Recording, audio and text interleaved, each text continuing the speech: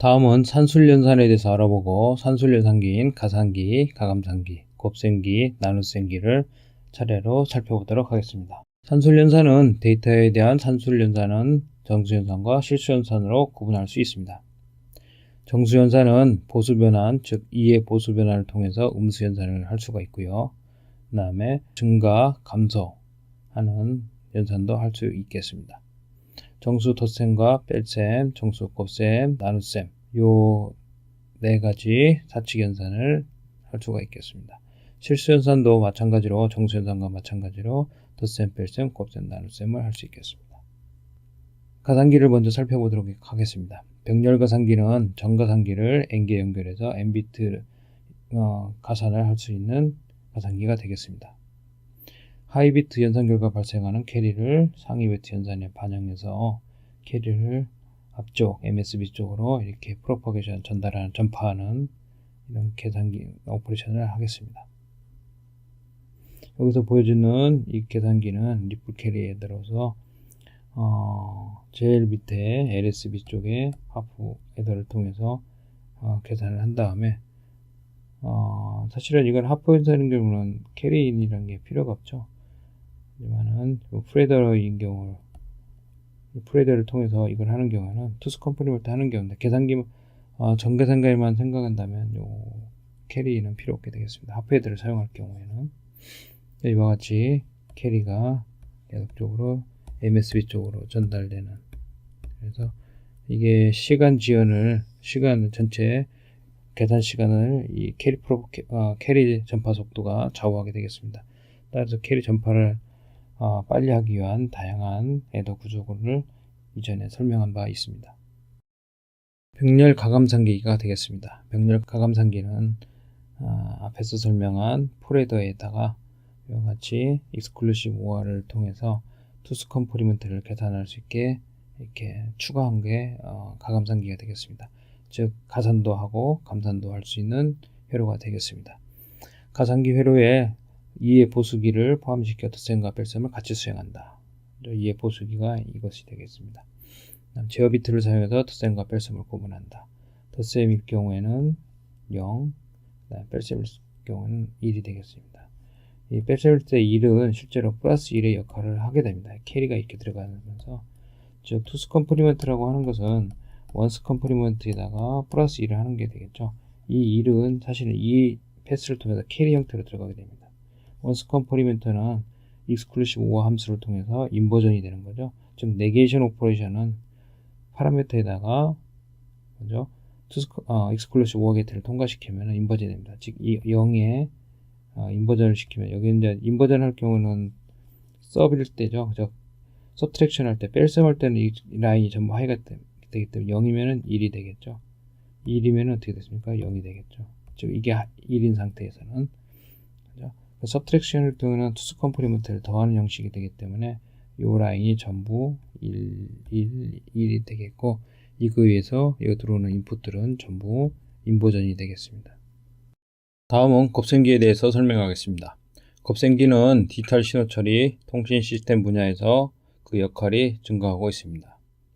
이 곱셈기는 컴퓨터 시스템 성능에 큰 영향을 주는 요소 중에 하나가 되겠습니다. 일반적으로 바이너리 곱셈, 이진 곱셈을 연필과 종이로 이렇게 계산을 한다면 이와 같이 계산할 수 있겠습니다. 즉 일반 10진 계산법과 10진에서의 곱셈과 마찬가지로 각각의 자릿수에 따라서 그 피승수를 계속 곱하면 되겠습니다. 이와 같이 1이기 때문에 1, 1, 0, 1, 1이기 때문에 또 1, 그 다음에 0일 때는 그대로 0, 이렇게 다 한 다음에 이걸 다 더하는 겁니다. 이렇게 더하는 오퍼레이션들이 이런 거에 보면 많죠. 3개를 더해야 되고 4개를 더해야 됩니다. 따라서 이러한 여러 번의 덧셈에 대한 부담을 줄이기 위해서 이와 같이 파셜 프로덕트를 사용하는 방법이 있습니다. 이와 같이 그 두 개에 대해서 계산을 한 다음에 이 1일 때 그 부분적 파셜 프로덕트를 구한 다음에 여기에다가 나머지 두 개를 더 더하는 겁니다. 이렇게 하면은 실행 성능이 향상되겠습니다. 곱셈기의 특징은 nbit과 nbit을 곱하면 결과는 2nbit가 되기 때문에 결과 저장을 위해서는 두 개의 레지스터 또는 메모리 장소를 사용해야 합니다. 부호 없는 nbit 곱셈은 가상기와 시프트로 간단히 구현이 가능합니다. 부호 있는 nbit의 곱셈은 음수를 양수로 변환한 후에 부호를 계산한 다음에 이의 보수 곱셈기를 사용해서 계산하면 됩니다. 곱셈기 구현 유형을 살펴보면은 먼저 소프트웨어 곱셈기가 있을 수 있습니다. 즉 프로그램적으로 프로그램을 사용해서 곱셈을 하는 겁니다. 두 번째는 하드웨어 곱셈기입니다. 즉 소프트웨어 곱셈기는 소프트웨어적으로 구현한 거가 되겠습니다. 즉 하드웨어적으로 구현된 애들을 사용해서 소프트웨어적으로 이렇게 멀티플리케이션을 하는 것이 되겠습니다. 이거는 속도가 느리다는 단점이 있습니다. 하드웨어 곱셈은 복잡한 곱셈 유산을 전용 하드웨어를 사용해서 구현한 것을 말합니다. 당연히 곱셈 실행 속도는 향상되겠지만 하드웨어 비용이 많이 증가하겠죠. 비용 증가 피할 수 없습니다. 다음은 하드웨어 곱셈기에 대해서 설명하도록 하겠습니다. 하드웨어 곱셈기에는 두 가지가 있는데요. 시리얼 곱셈기와 패러럴 곱셈기가 있습니다. 시리얼 곱셈기는 애더와 시프트를 사용해서 구현하는 방법이 되겠습니다. 가장 간단하게 구현할 수 있고요.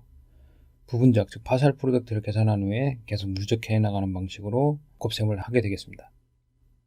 이에 반면에 병렬 곱셈기는 부분적이 병렬로 계산되는 구조를 가지고 있습니다. 따라서 고성능 곱셈기 구현이 가능하겠습니다. 다음은 직렬 곱셈기에 대해서 설명하도록 하겠습니다. 부호 없는 곱셈기 회로의 경우 m을 피승수 멀티플리컨드라고 하고 q를 승수 멀티플라이라고 했을 때 m과 q를 곱하면은 a와 q의 그 결과가 담아지게 됩니다. 하드웨어를 들여다보면은 소프트웨어적으로 알고리즘을 좀 들여다보면 n비트 멀티플리케이션인 경우 이 과정을 n번 반복합니다. 즉 결과값을 얻어지는 레지스터에다가 피승수를 갖다 계속 누적하면 되겠습니다. 누적하면서 AQ를 Shift Right by 1 해서 실제로 Q와 A의 결과값이 쌓이도록 이렇게 조정을 하게 됩니다. 즉 ALU가 하나가 있고 하드웨어 멀티플라이어는 없습니다. 멀티플리컨드를 놓고 계속 어큐뮬레이션 해가는 형식이 됩니다. A에다가 A 플러스 M 형식으로 계속 이 루프를 돌면서 반복하는 거죠. 그리고 결과값은 Shift 얘하고 얘는 Right by 1을 하게 됩니다. 즉 결과값이 일로 쭉쭉 쌓이게 되는 거죠. 그리고 이거에 대한 컨트롤은 Q가 하게 됩니다. 즉 Q에 있는 멀티플라이어 Q0부터 QN이 각각의 1인지 0인지에 따라서 AL 연산을 할 건지 안 할 건지를 결정하게 됩니다. 이와 같이 시리얼 곱셈기는 루프를 반복적으로 돌면서 멀티플리케이션을 하는 구조가 되겠습니다. 반면에 병렬 곱셈기는 파셜 프로덕트를 병렬로 계산해서 계산 속도를 향상시킨 것을 말합니다. 병렬로 계산하기 때문에 많은 양의 하드웨어가 필요하고요. 가상기를 배열 형태로 배치해서 병렬로 덧셈을 수행한다. 즉 어레이 형태로 배치해서 동시에 덧셈 계산을 수행한다 하는 거죠. 그래서 어레이 멀티플라이어라고도 얘기합니다. 어레이 멀티플라이어는 장점은 가장 단순한 구조로 동일한 구조를 2차원으로 배열하기 때문에 설계하기 쉽습니다. 그리고 파이프라이닝을 적용하기 쉽고 비트폭 확장이 쉽습니다. 단점은 하드웨어를 많이 사용하기 때문에 많은 친명적이 필요하고요. 그러다 그에 따른 소비 전력이 증가하는 단점이 있겠습니다. 다음은 어레이 곱셈기에 대해서 설명하도록 하겠습니다. 예를 들어서 3빗 곱셈을 생각해 보면은 이와 같이 피승수와 승수가 각각 A, A0, A1, B, B2, B0 이렇게 있다고 가정했을 때 곱셈은 데시말에서 즉 10진수 곱셈과 동일합니다. 먼저 얘하고 얘가 곱하겠죠. A0, B0 그 다음에 이렇게 되겠죠. A0, B0, A1, B0, A2, B0 그 다음에 B에 대해서 이렇게 하겠죠. 이와 같이 다 계산하면 A2, B1, A1, B1, A0, B1 A2, B2, A1, B2, A0, B2입니다. 이런 것들을 부분적이라고 하고 이것을 다 더한 것이 최종 결과가 되겠습니다. 따라서 부분적으로 발생시키는 회로는 이와 같이 A0에서 B0, B1, B2를 순차적으로 시프트 시키면서 이런 부분적 텀을 만들어냅니다. 따라서 3x3 곱셈기 구조는 이와 같이 A0, B0는 그대로 오죠. 그 다음에 이건 두 개를 더해야 되죠. 그래서 풀에다가 하나가 있고, 그 다음에 두 번째는 풀에다가 두 개가 있습니다. 즉, 이 두 개를 더한 다음에 다시 그 결과값하고 얘가 더해야 되겠죠. 에다가 두 개가 있어야 됩니다. 이와 마찬가지로 이렇게 계산하고 이렇게 계산하고, 즉 3x3 곱셈기 어레이 멀티플라이는 이와 같이 파셜 프로덕트를 순차적으로 이렇게 더하는 방향으로 진행되게 되겠습니다. 이 그림은 4x4 병렬 곱셈기의 구조입니다. 아까와 3x3하고 똑같죠? 다만 이 텀에 하나 더 들었을 뿐입니다. 이와 같이 텀을 더한 다음에 더하는 거에 대한 딜레이가 커지겠죠. 어찌됐든 4x4 병렬 곱셈 구조는 이와 같이 된다는 것을 알아두시기 바랍니다. 자, 다음은 고속 병렬 곱셈기에 대해서 알아보겠습니다. 고속 병렬 곱셈기는 부분적의 계산량을 줄이거나 계산 방법을 개선해서 계산 속도를 향상시키나 하드웨어 비용을 절약하는 곱셈기를 고속 병렬 곱셈기라고 합니다. 대표적인 고속 병렬 곱셈 알고리즘은 부스, 보울리, 그 다음에 월리스트리 이 세 가지가 있겠습니다. 이번에는 부스 곱셈기에 대해서 알아보겠습니다. 부스 알고리즘은 이해 보수 곱셈을 이용하기 위한 알고리즘이 되겠습니다. 부스 알고리즘의 순서도는 우측에 보는 것 같이 진행되게 되겠습니다. 피승수를 M으로 표시하고요. 승수를 Q로, 그 다음에 곱셈 결과는 A 플러스 Q가 되겠습니다. 이 순서에 보는 것 같이 시작에서 초기화를 시키게 됩니다.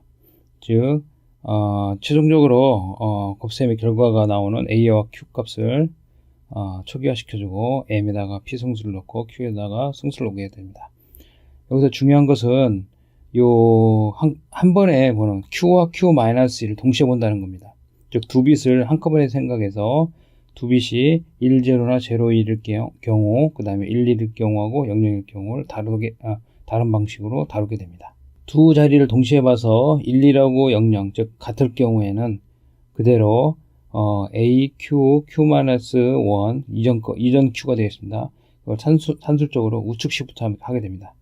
이 과정을 n번만큼 계속 반복하게 됩니다. 이 개수가 카운트가 되는데 n을 초기화해서 하나씩 감소시킨다는 얘기는 이 루프를 계속적으로 n번 반복한다는 얘기가 되겠습니다. 또 개수가 0이 되면은 종료가 되겠죠. 여기서 중요한 것은 이와 같이 두 개를 같이 봤을 때 1, 0일 경우입니다. 0, 1일 경우에는 더하면 되고요. 1, 0일 경우는 빼게 됩니다. 그 얘기는 뭐냐면은 두 개를 동시를 보면서 자릿수의 올림을 고려해서 1, 0일 경우 오히려 빼게 됩니다. 자, 부스 알고리즘 계산 절차를 한 예를 통해서 알아보도록 하겠습니다. 먼저 멀티플러 컨트는 그대로 놔두고요. 멀티플라이어를 부스 밸류로 변환하는 작업이 필요합니다. 이걸 갖다가 부스 리코딩이라고 하는데요. 코딩을 다시 하는 겁니다. 부스 밸류에 따라서 부분적을 구해서 누적을 하면 되겠습니다. 마이너스 9 곱하기 6의 예를 들어서 설명하도록 하겠습니다. 이 테이블은 부스 리코딩 방법이 되겠습니다. 부스 리코딩 방법은 00일 때 Q하고 이전 Q 두 개를 봐서 이 값에 따라서 각각 00일 때는 0, 01일 때는 플러스 1, 10일 때는 마이너스 1 앞에 있는 거하고 똑같습니다. 11일 때는 0 이렇게 다시 코딩을 하게 됩니다. 리코딩을 하게 됩니다.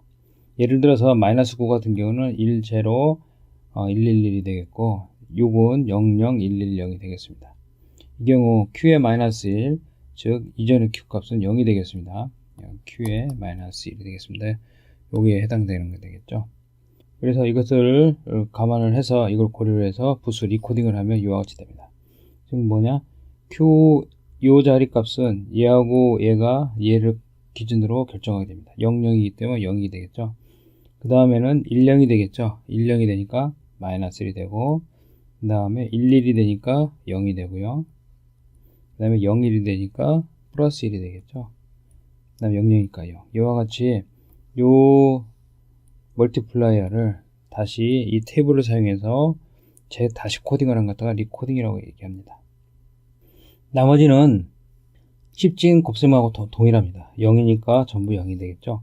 마이너스 1은 투스 컴플리먼트 룰을 사용해서 구하니까 요거의 투스 컴플리먼트는 0, 1, 0, 0, 0에다가 플러스 1이니까 이와 같게 되겠죠. 0, 1, 0, 0, 1이 되겠습니다. 그죠? 0, 1, 0, 0 이렇게 되겠습니다. 이건 이렇게 되고요. 그 다음에 0이니까 마찬가지로 이와 같이 되고, 그 다음에 1이니까 어떻게 되겠습니까? 이거 그대로 쓰겠죠. 이 경우에 앞에 사인을 익스텐션을 해줍니다. 전부 이와 같이. 그 다음에 0이니까 다시 0이 되겠죠. 이걸 다 더하게 됩니다. 이 방향으로 더하게 되면은 이 값이 나오겠죠. 이 값은 실제로 계산해 보면은 이거의 투스 컴플리먼트를 구하면은 어떻게 되겠습니까? 이게 결국 결과값이 되겠죠. 사인 비트를 보니까 이게 마이너스고요. 음수이고 0, 0, 0, 0, 1, 1, 0, 1, 0, 1이 되고 여기서 플러스 1을 하죠. 투스 컴플리먼트는. 그래서 이 결과는 1, 0가 되겠습니다. 따라서 여기가 하나, 둘, 셋, 넷, 다섯, 여섯이니까 32가 되겠죠. 32 더하기 16 더하기 4 더하기 2가 되겠습니다. 거기에 플러스 1을 한 값이니까 이렇게 되겠죠. 32에 16이 4, 2하면 이게 54가 되겠습니다. 즉 마이너스 54, 6, 9, 54에 마이너스 54 이런 식으로 구하게 됩니다. 부스 알고리즘을 고속화하는 방법은 비페어 리코딩을 빨리 하는 방법이 되겠습니다. 즉 부수 리코딩된 멀티플라이 비트를 2비트씩 그룹핑해서 처리하면 되겠습니다. 그다음 파셜 프로덕트 수를 2분의 1로 줄여서 부분적 누산 과정을 고속화하는 방법이 있겠습니다. 다음은 보울리 곱셈기입니다. 보울리의 곱셈기는요 2의 보수 곱셈 구조인데요. 기본적으로 부비트를 효과적으로 처리해서 음수의 파셜 프로덕트를 마지막 단계에서 수행하게 함으로써 누적 연산 속도를 향상시킨다. 이렇게 되어 있죠. 파셜 프로덕트 계산이 실제로 P0, P1, P2, P3, P4, P5, P6 이렇게 되는데요. 이 계산식은 보는 것이 동일합니다. 다만 하나 특이한 점은 여기에 지금 하얀색 박스는 이와 같이 되어 있는 거고요. 칠해진 회색색으로 칠해진 이렇게 패턴이 채워져 있는 요 그림, 요 부분은 전부 마이너스 계산한 겁니다. 여기 보면 이거 틀리죠. 투스 컴플리먼트가 들어가게 됩니다. 따라서 이 얘기는 뭐냐면은요. 마이너스 계산을 빨리 하기 위해서요. 마이너스 계산을 중간에 하지 않고 끝 자리에서만 이렇게 함으로써 고속화를 한 것을 보울리 곱셈기라고 얘기합니다.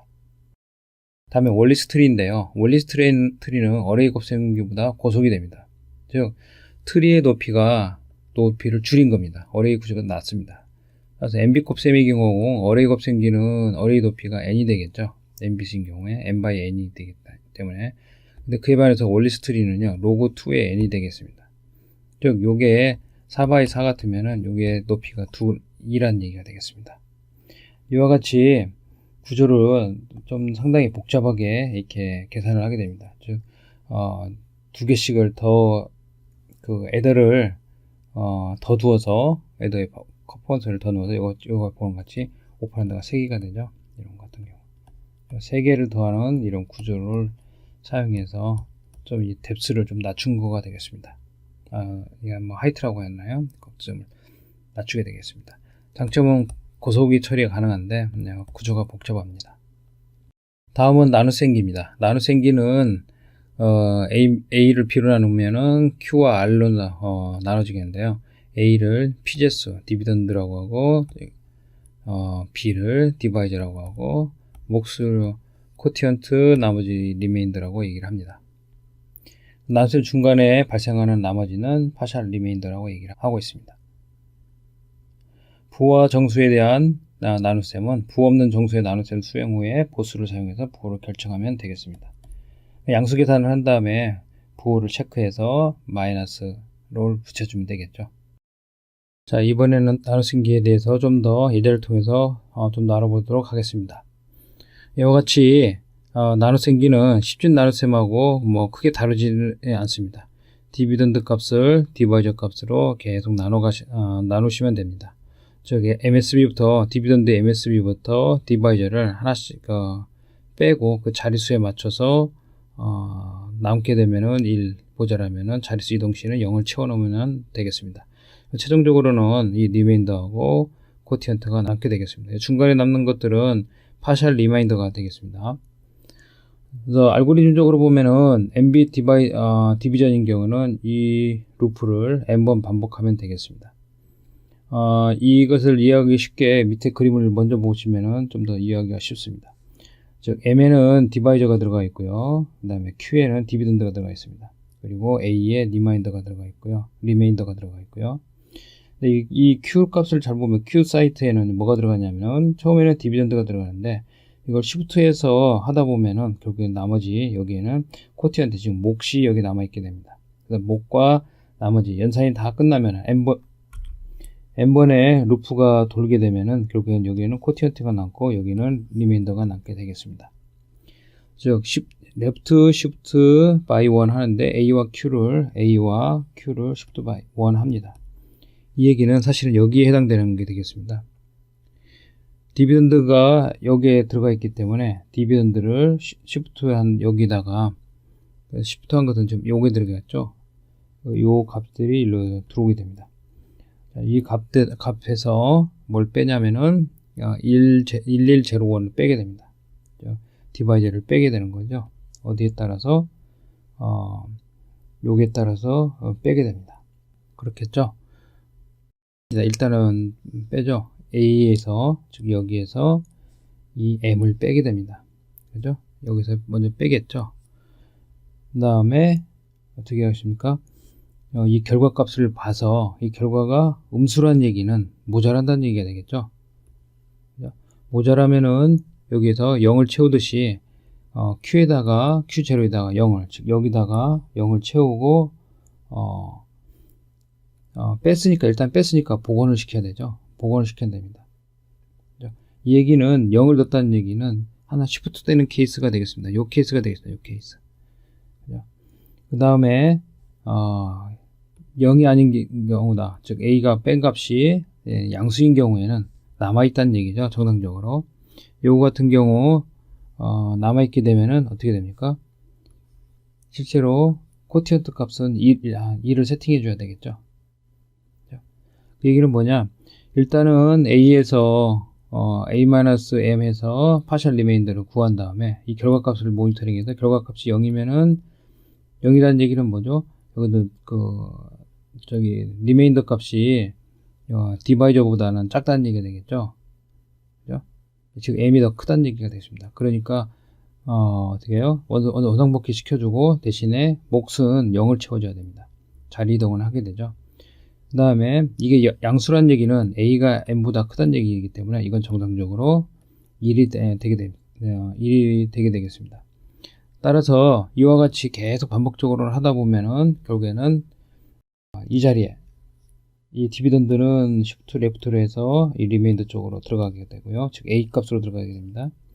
그 다음에 여기다가 코티언트를 세팅해야 되는데 A가 0보다 작으면은 Q0에다가 0을 넣어주고 A가 이렇게 되면은 돼요. Q0에다가 2를 넣어주는 식으로 해서 계속적으로 이걸 같이 시프트 하다 보면은 몫이 그대로 남아있겠죠. 그래서 최종적으로는 코티언트는 여기에 남게 됩니다. 그리고 나서 최종적으로 나머지는 여기에 남게 되겠죠.